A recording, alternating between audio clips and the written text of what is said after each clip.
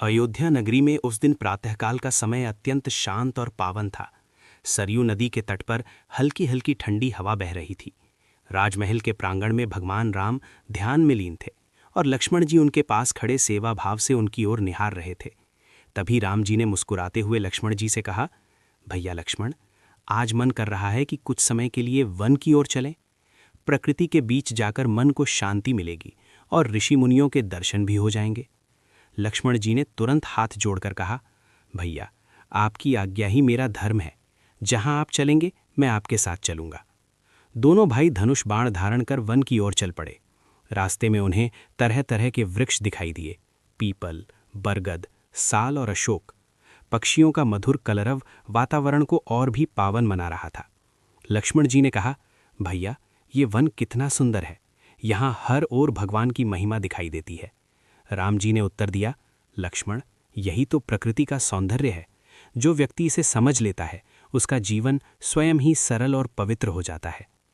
थोड़ी दूर आगे बढ़ने पर उन्हें एक आश्रम दिखाई दिया। वहां एक वृद्ध ऋषि तपस्या में लीन थे। राम और लक्ष्मण दोनों ने उन्हें प्रणाम किया। ऋषि ने आशीर्वाद देते हुए कहा, वत्सों, तुम्हारे मुख से तेज झलक रहा है। तुम निश्चित ही संसार का कल्याण करने आए हो।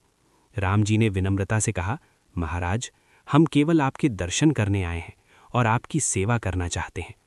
ऋषि ने उन्हें फल और जल दिया तथा बताया कि आसपास के क्षेत्र में कुछ राक्षस ऋषियों को परेशान कर रहे हैं। ये सुनकर लक्ष्मण जी का मुख तेज से चमक उठा और बोले, भैया, हमें इन दुष्टों से ऋषियों की रक्षा करनी चाहिए। राम जी ने शांत स्वर में कहा, हाँ लक्ष्मण, धर्म की रक्षा करना ही हमारा कर्तव्य है।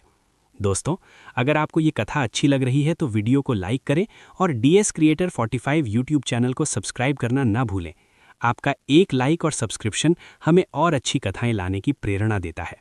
इसके बाद राम और लक्ष्मण दोनों ने वन में घूमते हुए कई ऋषियों से भेंट की, उनकी समस्याएं सुनी और उन्हें आश्वासन दिया कि वे उनकी रक्षा करेंगे। दिन ढलने लगा तो दोनों भाई एक वृक्ष के नीचे बैठे। लक्ष्मण जी ने कहा, भैया, आज की ये यात्रा मुझे जीवन भर याद रहेगी। राम जी मुस्कुराए और बोले, लक्ष्मण, जब भाई भाई साथ होते हैं और मन में प्रेम व सेवा का भाव होता है तब हर यात्रा पवित्र बन जाती है।